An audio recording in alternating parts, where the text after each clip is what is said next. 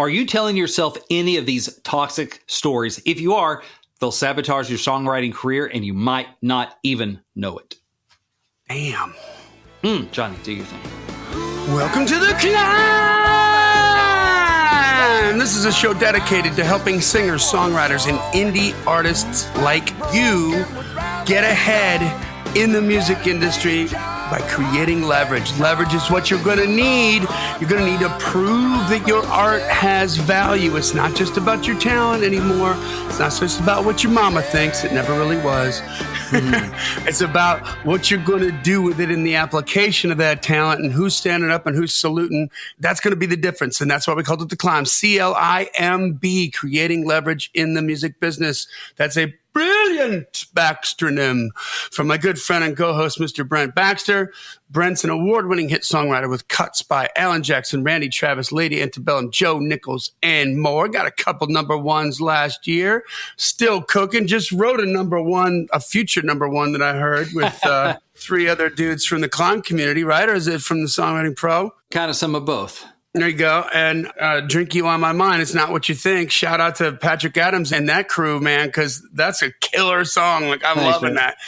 Anyway, what I love about Brent is he helps songwriters like you turn pro by revealing how you write like a pro, do business like a pro, and then he hooks you up with the pros. And you can find Brent Baxter at songwritingpro.com. Once again, songwritingpro.com. And I would like to introduce you to my co-host, Johnny Dwinell. Johnny owns Daredevil Production. They're breaking artists digitally by identifying new fans through data. Look, if you're an artist looking to increase your streams, blow up your video views, sell more live show tickets when we get them again, and get discovered by new fans, TV, and music industry pros, then Daredevil Production can help. Daredevil has worked with multi-platinum artists like Colin Ray, Tracy Lawrence, Ty Herndon, and Andy Griggs, just to name a few. You can find Johnny at daredevilproduction.com. That is production, singular, no S, and there's no S because there is no other Johnny D. Yellow. What's up, brother? Oh, just living the dream. What's going on with toxic stories? They're bad. They're toxic. Yeah, they're going to sabotage your career and they need to be replaced. So that's what we're going to talk about today is identifying some of the, we've talked a lot about internal monologue, all that stuff. There's just some things you may be telling yourself, some stories you're telling yourself that are going to hurt your career, hold you back. And they need to be not just eliminated, they need to be replaced. So we're going to say, take that out, put this in, replace it with a better story, and your career's going to go for it. Yep. I like that. Well, first, let's take care of a little business. We are proud as peacocks to be part of the American Songwriter Magazine's podcast network. This is a 36-year-old brand name, I believe, 37-year-old brand name, 37-year-old brand name now. They came out in 1984. Yep. I mean, that's just super cool. So we want to say thank you for letting us be on your podcast network. That is awesome. And listen, join the C.L.I.M.B community if you haven't done so already. We have a lot of just great people, and there's more activity going on now more than ever. People are posting relevant stuff. The C.L.I.M.B community is not a place where you advertise your music to consumers. These are your peers. This is a place where you can share some article that you just saw that you think might be relevant. This is a place where you can hook up with the co-writer and do some business. This is a place where you can ask a marketing question and get a bunch of different answers from people who are out there doing it. And we want you there. You got to ask to be let in, but we let everybody in, and just be good boys and girls so you get roadhoused out. It's just that simple. That's right. And every Wednesday we have the New Heights segment, which is when we encourage you to share your wins with the community as a comment under that post so people know where to go find the candy. People know where to go find the inspiration and celebrate with each other. And let's see here. I actually have two. One is from Tracy Richardson. It said, very pumped to get a great demo of a song I co-wrote with Craig Kuchler and Brent Baxter. It was a result of a song titled Challenge episode. Woohoo. I dig it a lot. So that was a song that we talked about through request. You've heard us talk about it recently. So I went ahead and got that demoed. And so it's fun to see Tracy so pumped about that. And Patrick Adams said, last Friday, as I was getting off work, I jumped in the car and there it was. Check your email. Sent from Brad Hacker. Our demo was done. Bam! You want to talk about a guy that couldn't stop smiling. I laughed, I cried, I sang along at the top of my lungs, cloud nine nonetheless. So a big shout out to my co-writers, Chris Tiscarino, Brad Hacker, and Mr. Brent Baxter.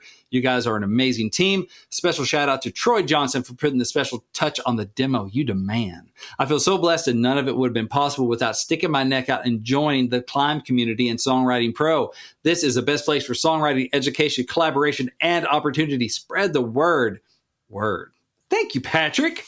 Nice. Well, yeah, shout out to Chris, Brad, Patrick, and you, Brent, because you just shot that song to me and I was cranking it right before we recorded this episode, and I'm loving it. I already sent it to Ray over at Murph Music, my publishing buddy. Yeah. And I sent it to Lonely Highway Boys because this is right up their alley. Right, you know what I mean? Yeah. And they write about that kind of stuff. It's their lane. It's their lane. It's definitely their lane. And I'd be interested to hear what they do with it if they did something with those Lonely Highway vocals. That would be something that would be absolutely insane. And also, man, Troy Johnson, like Troy, by the way, every week. You hear him every week singing the intro song. Yeah, to the C.L.I.M.B. And then I got to work with him as an artist too, because he's the lead singer in the Nash Villains. And I worked with them for a little while, which is cool.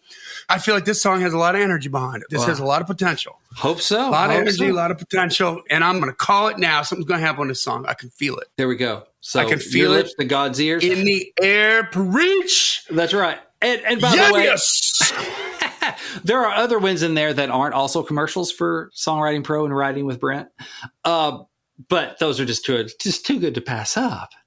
It's like a review and a win. We're always talking about other people's wins, and I love talking about their wins because their wins are our wins, but we get to throw in one of our own every now and then. I mean, that's really, their win is my win because I'm more excited for them than I am for me, but I'm pretty excited for me with those songs. Well, you should be excited for you too. I'm excited for you. I know, but you love it when you work with people and you want to bring value. You want to be a good use of time. You want to be a wise investment of time or coaching or whatever, And so that does my heart really good just to see like, all right, validation. Like I brought value. That's what I want to do. Anytime I write a song. There you go. Yeah. And so that validation is really cool. That's just a killer idea. I love that it was song titled. This song was born from a song title challenge. That was not an episode, but a private song title challenge. Yeah, because they brought in that title and a direction. And I was like, guys, I'm going to be honest. I don't love that direction. I don't think that direction is going to get cut. And Patrick goes, can we song title challenge it? I said, yes, we can. Yeah. And Dan, if you didn't. And we did. And so you put a nice twist on that, which just has this big, super, even more relatable, possibly now on the thing. So good job on that. Thank you. So, hey, and then guys, subscribe to the podcast wherever you consume your podcast. Make sure you get every episode and you can kind of, when you have those insomniac nights, you can go through and pick the episodes that you like. And then finally, leave a rating and review. We're trying to get to 200. If you got iTunes, you can leave a rating and review. I don't know. I think you can leave them other places, but we don't check other places. So I'll be honest. I think you can do it on Stitcher and some other places, but I'm not good about checking. But leave it there anyway. Well, we should go. I don't know where Stitcher I know has some, but I don't know about the other like ones. Spotify I don't think you can leave a rating on Spotify. I don't think so. I don't know. We should check. I don't know. I should find out about that. But then, hey, finally, tell a friend about it, guys. Listen, we are super, super grateful to have your attention for as long as we do every week. We do not take that lightly. We work very hard to try to keep it relevant, try to keep you interested and coming back. And if you still are, it's for a reason. It's not because it's charity for Brent and I. I mean, it's because you're getting something out of it. So tell somebody about it. That's the best way you can help us out is by helping us help other people. Help us help you, help us help them. Right? That's right. Just make the world a better place. All right. So let's get into some toxicity. All right. So by toxic stories, I mean stories we tell ourselves that one, aren't true, or two, aren't helpful. Stories that we tell ourselves that steal our agency, that steal our power, that steal our courage, that steal our mojo. And so we need to identify those toxic stories and we need to root them out. And we need to replace them with a better story. There are three of them that I think are pretty common that are dangerous. All right. So the first one is, man, my song's just as good as the stuff on the radio, and that's good enough. Oof. So this is not like a toxic I suck story. Already I'm pissed off. It looks benign. It looks encouraging. My stuff's just as good as the stuff on the radio, which, again, it looks okay on the surface, but there's poison in there. The poison in there is the fact that you think maybe that's good enough. The fact is, just as good as the radio is not good enough to get on the radio. That's not a good artist thought. Right. I mean, at the I think of beginning, songwriters as artists, like, once again. Like, I yes, know 'cause we're we creatives. distinguish between them, but as creatives, they're artistically creative, whether they're performing or not performing like an artist would. But that's and what's toxic about it is if you stay there. It can be a great benchmark, a mile marker, but it is not the finish line. So Yeah. it's great to start going, "There's just as good stuff on the radio." You got to get to that, but you got to go through that and continue. So it becomes toxic. It's like water. You don't want to drink still water if you find it somewhere out in the woods or something. Yeah. Only running water, right? Still water, stagnant. yeah. That's where stuff grows, and you don't want Montezuma's revenge or whatever. So this is toxic when it becomes stagnant. We're like, I'm aiming at the radio. I'm just as good, and this is it. I'm good as stuff on the radio. So here's the deal. Good isn't good enough. If your songs are only as good as the radio, only as good as what an artist and their buddies can write, or an artist and the producer and the producer's buddies can write, they're just going to cut those songs if your songs are just as good. Because your songs may be just as good, but they are not just as profitable. They don't need yours. They make more money if they cut their own songs, because then it opens up publishing revenue for them. It opens up the feel good of, like, they get to call their buddies up, high five, we cut your song, it's a hit, right? They get all that good mojo versus cutting some outside songs from people they don't know, and they're sending money to people they don't know. So you have to give them a compelling reason to not put money directly from publishing into their own pockets, but to go, you know what, this song is going to make me more money in the long run because this is a career building song. So I'm going to make that money not off publishing because I don't own that song, but I'm going to make it off bigger paydays, bigger tours, more merch sales. Yeah. You got to give them a compelling reason. That's what your song needs to do, because otherwise they'll just cut their own stuff.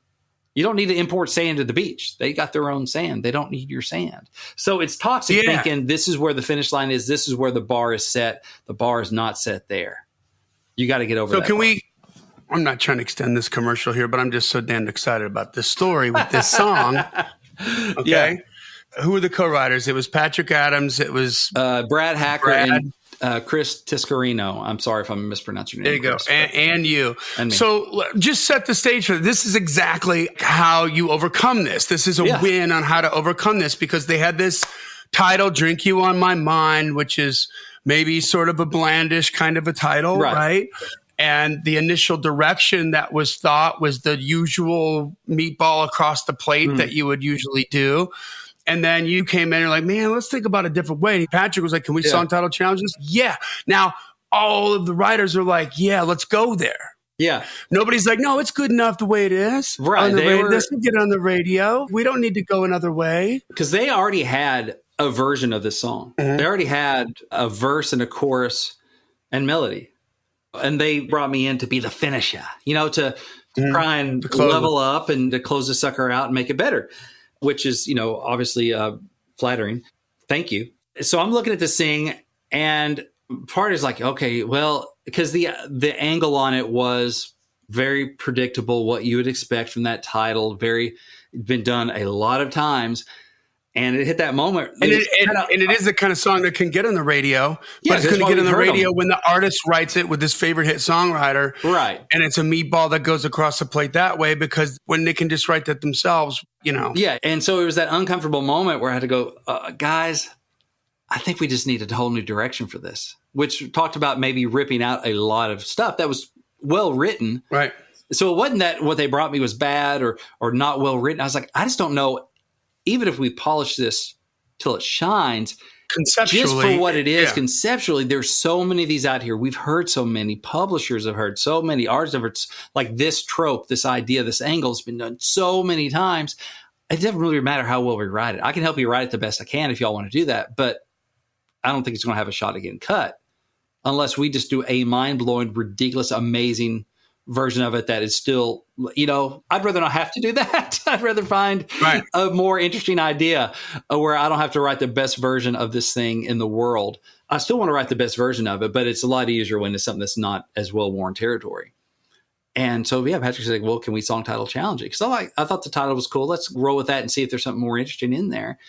And we bounced around till we found what we felt was a fresher angle on it that still is fresh, but still universal.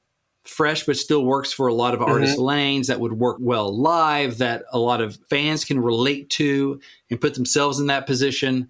And so just trying to broaden it up even more, still make it where it's like an arena song, and just trying to upgrade it the best we could. Because, it would have been good. And it would have been just as good as some of the stuff on the radio. But that ain't going to get us on the radio.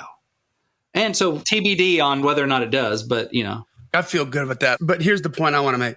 I don't know if Patrick posted this and I just saw it on my feed because we're friends on Facebook, or if he posted it in the C.L.I.M.B community. Is that where he posted the video of him singing along? I'm not sure because we're friends on Facebook too. So I'm not sure. But yeah, he had a video of him. So this is the point. Go to Patrick Adams. If it's not in the C.L.I.M B community, go to Patrick Adams' feed, friend that cat, and watch that video. That's a boy. You can't smack the smile off his face right there. Right, you know what I mean? And that's pride. That's pride. And we tried something different.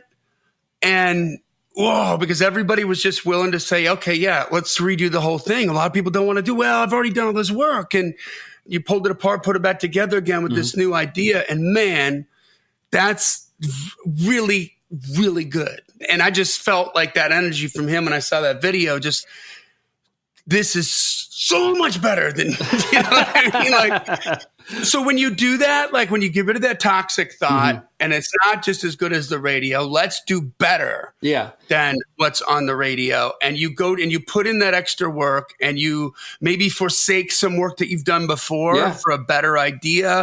And then it comes out and you complete it and you get that demo and it's like, damn right, man. Yeah. Damn right. Like you just want to high five that kid through the damn. You tell he's so happy.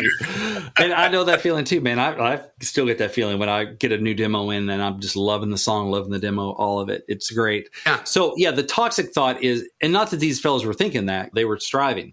But but this is a point of where they just, they went beyond. This is a win. Right. This is exactly what we're talking about. So the toxic thought is just as good as the songs on the radio. You want to replace that with great is the only good enough. Yeah. Great is the only good enough. So you want to commit to do the work to make it great, because great has a chance. Good enough doesn't have a chance. Great has a chance. Great gets rewarded. Great opens doors. Great creates leverage in the music business. Great makes you feel like Patrick Adams feels in that video. Where he's singing along with the track in his truck. Right? Yeah, he feels great. He doesn't feel good enough. How do you feel after that? Good enough. Not to over clarify this, but to your point, they had a verse and a chorus done and it was well written. Yeah, it was good. It was well written. They just weren't sure where to go on the second verse. It sounded like it could get on the radio, right? Yeah, it sounded good enough to be on the radio, but then everybody said, let's be great. Let's do something different. And you did. And look at what happened. Yeah, I mean, it probably was as good as a lot of what's going to get turned into publishers today on Music Row. Yeah. Probably just sits right in there. But that's the problem. It just sat right in there. So, right. But this is such an arena song. It is such an arena song. It is. I can just picture everybody singing like, whoa, whoa. Yep. Yeah, that was.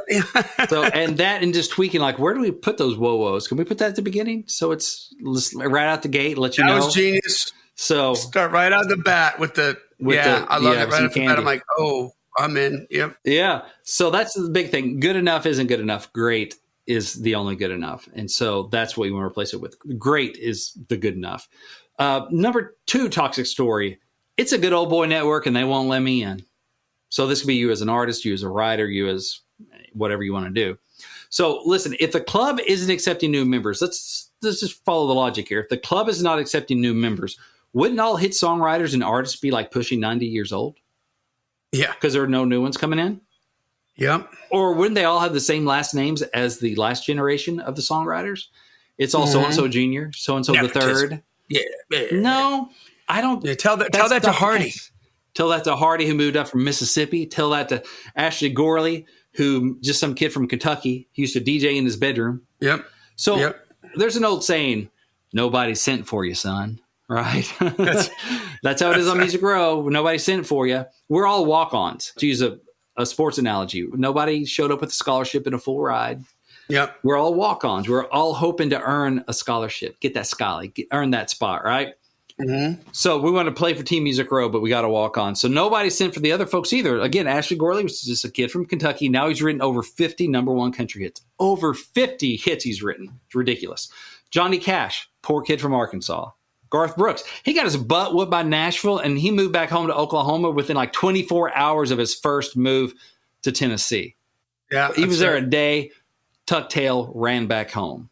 Yep. Obviously, he came back. It worked out. Skids. Yep. So, thing is, nobody sent for them. Nobody sent for me either. Nobody met me at the door of Arista Records and was like, "About time you got here, Brent. Alan Jackson's been dying to cut one of your songs. What have you got?" Didn't happen. I happen to have this song called Monday Morning Church. Great. We love it. We're going to cut it. That's Can we exactly hear it? what we were thinking. We were hoping that you had a song called Monday Morning Church. Yes. So nobody sent for me. Maybe nobody misses me either. But anyway, nobody sent for me. Nobody sent for any of us. Either if they did send for you, it's because you built your own thing where you were that was so big, then you got recruited.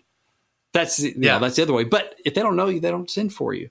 So that's a toxic thing going. They aren't going to let me in. It's a good old boy network, and thinking you can't get in, because if you think you can't get in and you say that and you tell yourself that story, you're going to try to make that story come true. You're going to look for evidence. Yeah, then you're right. You're going to be right. There's a man who thinks he can and a man who thinks he can't. Both men are exactly right. Which man are you? That's right. So I think you need to replace. And it goes for women too. Yeah, which one do you choose to be? So I think there is some truth. It's hard to get in. It is hard to get in. It's not easy because it's so competitive. People are protecting their own kind of kingdoms and their own. If it was easy, everybody'd be a hit songwriter. It ain't easy, yo. But here's the thing to replace that story with. If others can break into this business, so can I. That's it. If others can do it, so can I. And I'm going to write the very best songs I can and shake every hand I can. That's what you need to say instead of, oh, it's a good old boy network. They won't let me in. I'm going to write the best I can, shake every hand I can. Because you're going to be in the same place next year as you are this year, except for two things, the music you make and the hands you shake. Take care of those two things, you'll be making progress. And think about it like this, to add to that replacement story is, man, I wonder who I'm going to meet along the way. Yeah. You're going to meet some great people along the way. Some people that are going to become dear friends of yours, that are going to change your life forever just as a friend. Yeah. Maybe they're going to do nothing for your music, but you're going to meet some great people. It's a journey and it's super exciting. And from the artist perspective, I know so many people. When you're on tour, like you just meet so many people. And I can go anywhere like, hey, we got a friend here. We can stay on the couch just about in any city, you know. I can couch surf this damn country practically with maybe not more than 400 or 500 miles in between destinations. Yeah. And they're all like, Johnny, oh my God, I haven't seen you in forever. You know what I mean? Like old friends. It's so cool. And people who are digging what you dig and think the way you think and live the way you live and are creatives. And what a great thing. And I'll finish up this thought. We're talking about Miss Ava Page. I worked with her for a little second, a dear friend of mine and her whole family. And this girl was 13 years old. And she just outworking everybody, outworking half my artists prior to COVID. And she's doing 3-hour sets down at Music Row. Her mama waiting on her because she's 13. Okay, but she's a great guitar picker because she's interested in being a great guitar picker. She's a great songwriter. Then she ends up getting leukemia. And they had a fundraiser at 3rd and Lindsley. And like, I knew she's in there. I know she's hitting it hard and climbing up that social ladder of writers, getting to mid-level and bigger writers. And this fundraiser for a 13-year-old girl, maybe she was 14 at this time, 53 songwriters came out to sing a song that they wrote with her. Yeah. Like each of them wrote one song with her. That's how hard she was in there working. And when you get leukemia, you drop everything. You go straight to the hospital. Don't pass go. Don't collect $200. You just go. Everything's done. So she had to write with Lance Carpenter, hit songwriter. And this is the testament to good people, right? And he comes kicking open the door at the hospital. And he's like, who the hell do you think you are? Nobody cancels a riot with Lance Carpenter for any reason, much less if you think you got cancer or something lame like that. And she's laughing. And he spent the whole 3 hours he's supposed to be writing with her in the hospital room, hanging out with her. Oh, that's awesome, man. Lance is good people. How cool is that? Yeah. I mean, that's just, these are good people, man. Like, come on in. Yeah. So, was he trying to keep her out of the good old boy network? Lance has written a hit, pub deals and stuff. Yep. No, not trying to keep her out. Somebody told me one time, because I was kind of belly aching about, gatekeepers and different stuff. He's like, just remember, they're not anti-Brent. They're just pro something else. Not anti you. Yeah. Exactly. That's a good way to put it. That's a good way to put it. And they didn't show up like Ava Page didn't show up with a bunch of hit songs in her back pocket. Like her first record, I think she'd probably be the first one to tell you. There's a couple songs about fishing. She was 12. What else is she going to write about? Yeah. I mean, they're well done songs, but they're lame. Yeah. They pale in comparison to what she's accomplished now.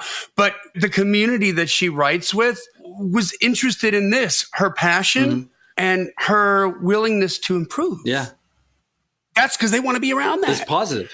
That's what's exciting. Yeah. Hey, we'll get one. We'll keep writing. We'll get one. But it's positive. That reminds me, I was talking to my sister and my niece the other day.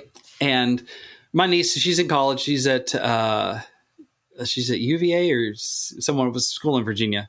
And anyway, she's looking at transferring to another program, like another school. I'm like, how come? Is it something not cool there or whatever? She's like, a lot of people at that school, they're just not working that hard. Like a lot of people around just not working that hard. I've heard this other school, like people are after it, basically. I mean, my words, I heard, but basically people are hustling. People are all to the wall, working hard. Like these students at this school, with people I'm around at this school, they're just not working that hard. I was like, you are a winner, because she is looking to be surrounded by people that are hustling or banging away at it. I'm like, I would say whether you transfer or not, that's a winner. That's a winning because you're not attitude. looking to slack. You're looking to surround yourself with people that are working hard. And so I'm the same way.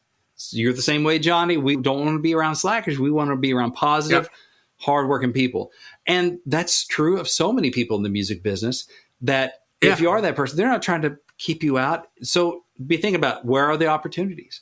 Remember, if it can be done, I can do it too. And people are doing it every day. How about this? Slackers piss me off, but not for the reason that you think. What reason?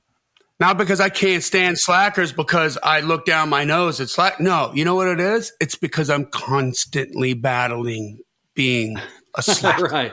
I relate to it. And so when you show up and you're a slacker, you piss me off because you remind me of the worst parts about myself that I'm trying to escape. Well, and why am I trying to get away? That's the reality. Well, you know what? Why am I trying to get away from you? Right? Because I don't want that to rub off on me, because I have that in me too. Like, hey, you know what? I'm sober now.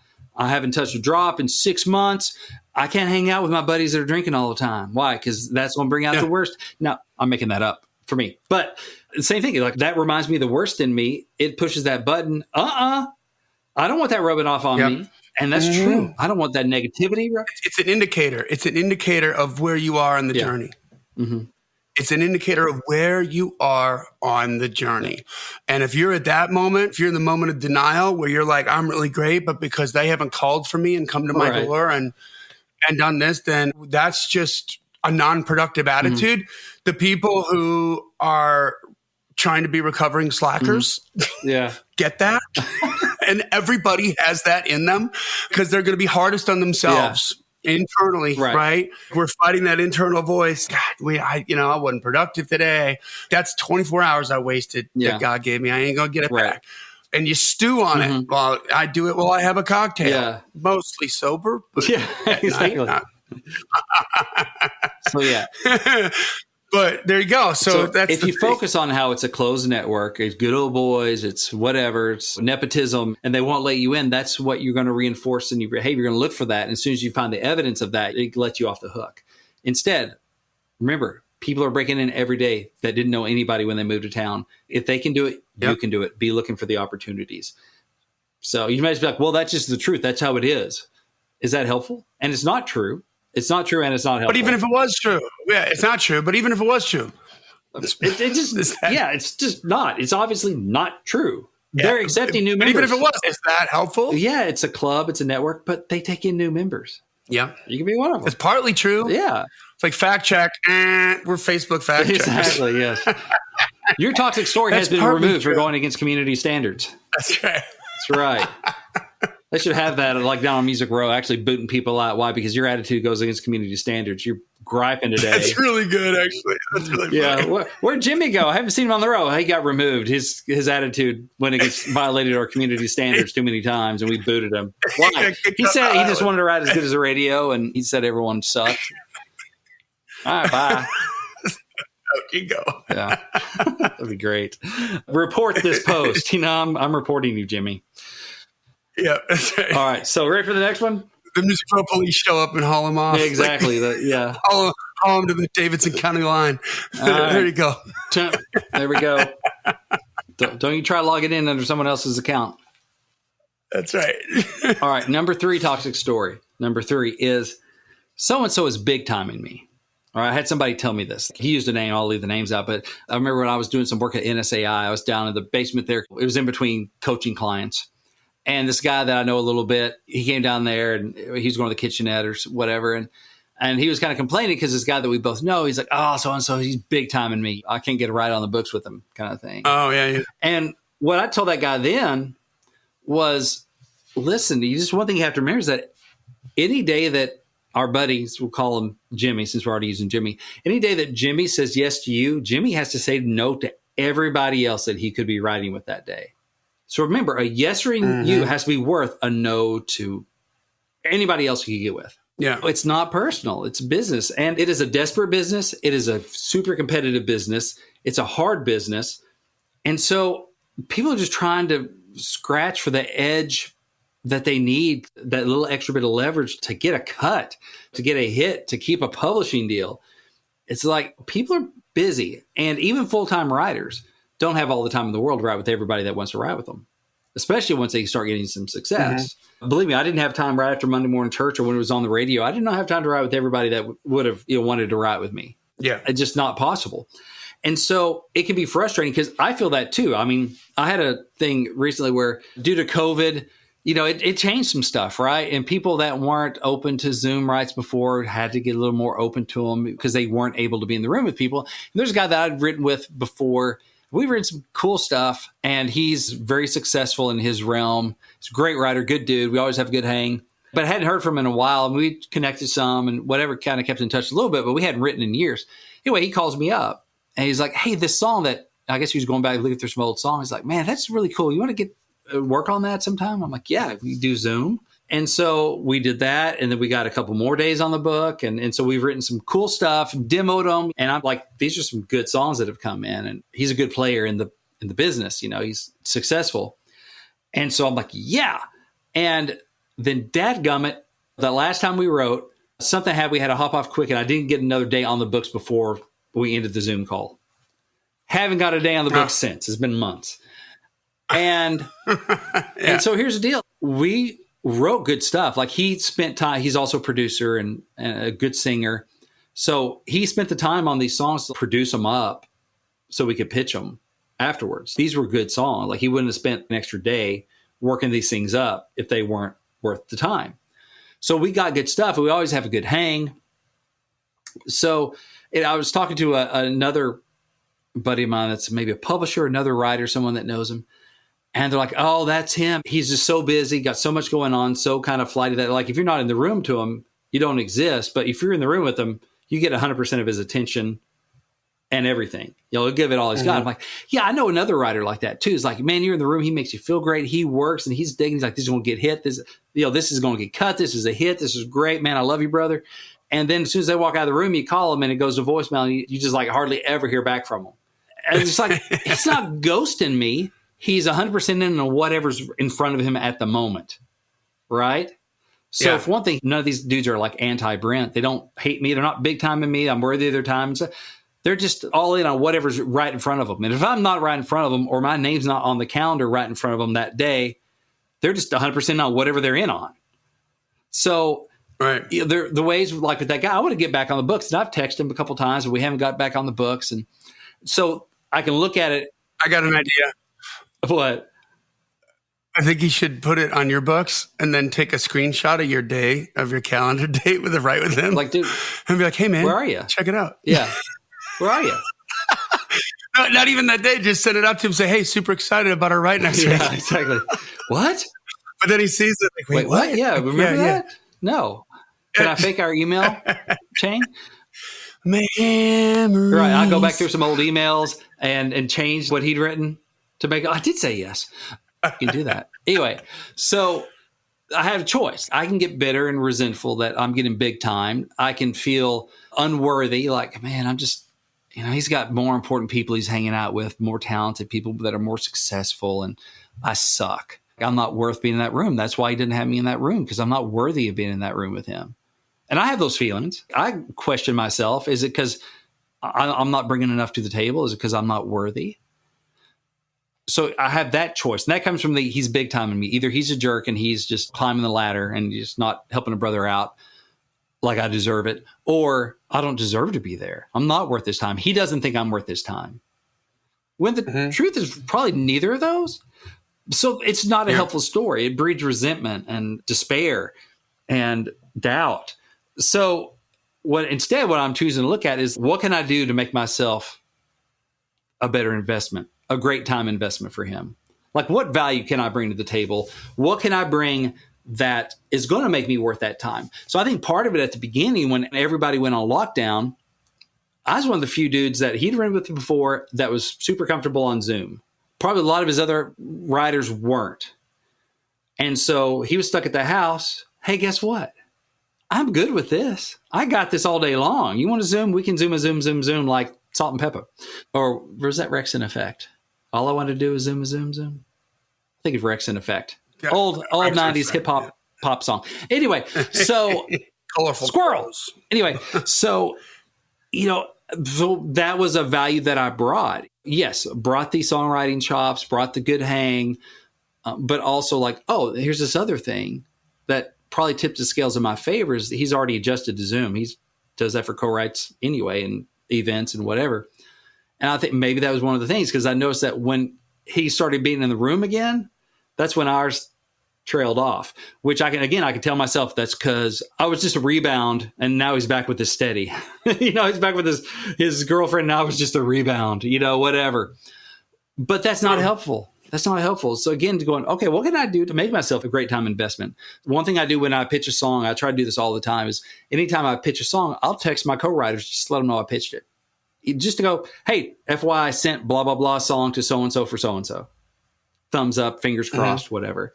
That way it allows me to ping my co-writers on a regular basis. Get in front of their in a positive way, going, sweet, Brent's pitching our songs.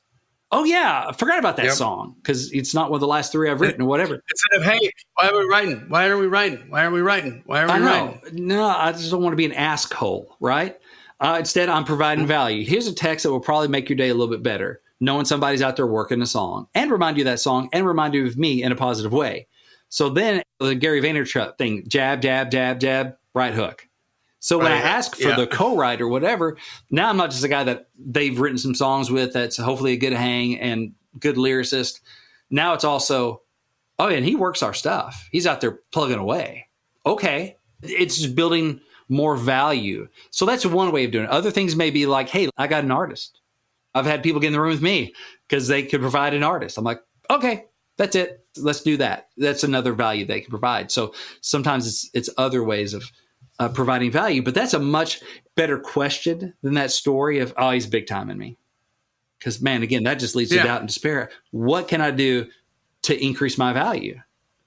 That's a much better question. Yeah. It's one that leads you to action, one that leads you to opportunity, one that empowers me. It's like, okay, that's a goal that I can do with, other than waiting around, hoping they stop big time in me, hoping they aren't against me. Working myself. Mm-hmm.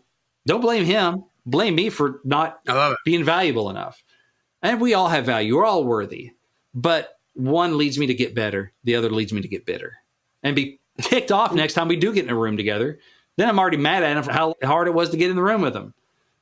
I don't want to bring that. So how's that going to work exactly. I don't be carrying that baggage in there. I want to be showing up going, I'm already high-fiving like Rocky at the top of the stairs, fist up in the air going, I did it. I got my value up enough that I'm back in the room. I'm already winning. Not like it's about time. It's a different mindset. So that's a better story or question to replace. You look like you maybe have a thought. I like that. I see it on video. No, I was thinking there's the old adage, you got to dress for the job you want, not the job you have. Yes, which is why I dress like Batman when I go to bed. Not for the job. Not for the job. You probably do have a pair of Subarus. No, I don't wear Subarus. If you're thinking like that, then you're the one that's allowing the big timing to happen. Yeah. You're putting yourself on a different level.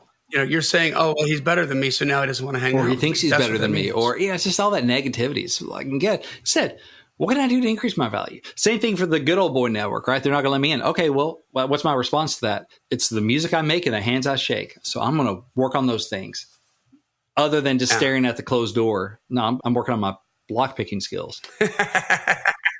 And I do that's right. Those are killer. I do have a little bonus one that hit me this morning. I'm in a men's devotional group on Zoom on Wednesday mornings. So with a lot of them are songwriters, and so I got invited to that. So I usually do that on Wednesday morning, and we talk Jesus and all that good stuff. But this morning, we also talk business some in the context of our faith walks. And this writer, he's a hit songwriter, but he was supposed to have this big single on a major artist, and they shot the video and everything or whatever. Then it just never came out as a single. And he's like, man, bummer. I was belly aching to my wife and kind of complained about this. And I actually said, I deserve this.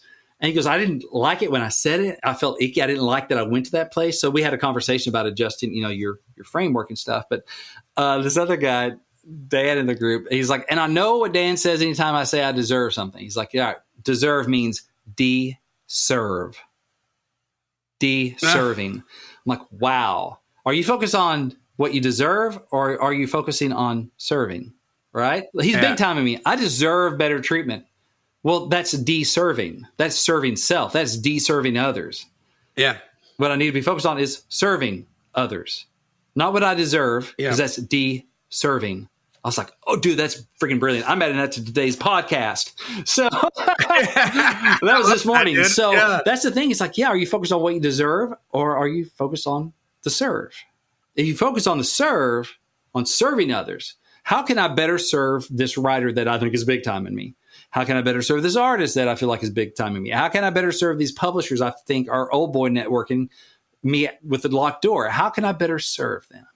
Oh, you know what? Everything gets better. Because the music gets better because I can serve them by writing better music.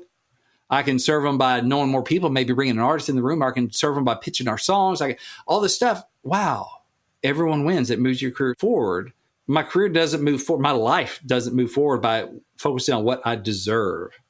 That's so passive. It doesn't make anything better. It just makes me bitter. But if I focus on the serve, man, everything gets better. So anyway, those are some toxic stories that you need to replace. So instead of what do I deserve, change that to how can I serve? I like that. I like that a lot better. Much better. Isn't that good? There's a golden nugget this morning. I love it. Now, Brent, you're serving people all the time. What can people get for nice free? Segue. Yes, I have an ebook. That was a good one. Thumbs up. I have an ebook called Think Like a Pro Songwriter, and it just kind of captures some of the lessons I've learned, some of the hard way, some of the fun way in the music business over the last however long I've been doing this. So you can get that. It's a free download. You just tell me where to send it. We send it right out to you. You can get that at songwritingpro.com/gift. That is songwritingpro.com/gift. It's also on the homepage right there. You'll see it says gift. You click on it. So it's hard not to find it if you go to Songwriting Pro. There you go, guys. That brings the end of another Killer C.L.I.M.B episode. Make sure that, number 1, you join the C.L.I.M.B community. Number 2, you subscribe to the podcast. Number 3, leave a rating and review. Number 4, tell a friend about it. This podcast exists because we want you to win. So keep on climbing. And 5, we'll see you at the top.